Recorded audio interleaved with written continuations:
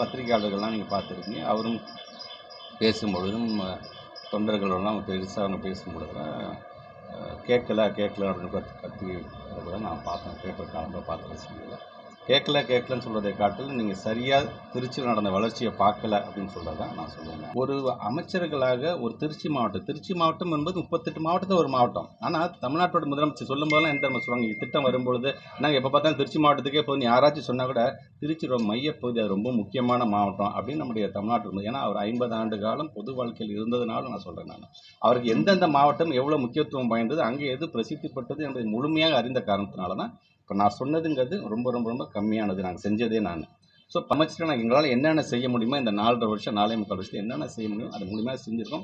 அதுக்காக எல்லாத்தையுமே செஞ்சுட்டோம் சொல்ல, இன்னும் அதிகம் செய்ய வேண்டும் என்று நாங்கள் ஆசைப்படுகின்றோம். அதனால் கண்டிப்பாக எங்களை பொறுத்த வரைக்கும் அனுபவம் வாய்ந்த ஒரு மூத்த அமைச்சர் இருக்கிறார். புதிய அமைச்சராக நான் இருந்தேன் சொன்னால் அனுபவத்தை பெற்றவனாக இன்றைக்கி அவரோடு இணைந்து திருச்சி மாவட்டத்துடைய வளர்ச்சியில் முழுமையாக எங்களுடைய பங்கை நாங்கள் செலுத்தி கொண்டிருக்கின்றோம். முழுமையாக அவருக்கு யாராச்சும் ஸ்பீச் இன்புட் கொடுத்தாலும் ஒவ்வொரு மாவட்டத்தில் இதெல்லாம் பண்ணியிருக்கிறாங்க, இதெல்லாம் பண்ணலை அப்படின்னு நீங்கள் சொன்னீங்கன்னா அது மக்களுக்கு தெரியாமல் ஒட்டுமொத்தமாக நீங்கள் எதுவுமே செய்யலை, எந்த பிரயோஜனமே இல்லை அப்படிங்கிறத கண்டிப்பாக அறிவு சார்ந்த மக்கள் அதிகம் இருக்கின்ற நம்ம திருச்சி மாவட்டத்தில் அதை ஏற்றுக்கொள்ள மாட்டார்கள். எதையும் பகுத்திருந்து பார்ப்பார்கள் என் நம்பிக்கை எங்களுக்கு. ஸோ கும்பல் வர்றது என்ஜாய் பண்ணுங்கள், நீங்கள் ஒரு என்டர்டெயின்மெண்ட்டாக பாருங்கள், ஹாப்பியாக இருங்க. அதெல்லாம் நான் அதை பற்றி சொல்கிறேன். நாங்கள் யாருமே நாங்கள் எதிரியாக நினைக்கிறது கிடையாது. உங்களுக்கே தெரியும், தமிழ்நாட்டு முதலமைச்சர் நேற்று எழுதின அந்த கடிதத்தை கூட நான் பார்த்தேன். ஒட்டுமொத்தமாக அந்த கடிதமே என்ன, நம்முடைய கொள்கை எதிரிகள் அப்படிங்கிறது கும்பமேளா நடத்துவார்கள்.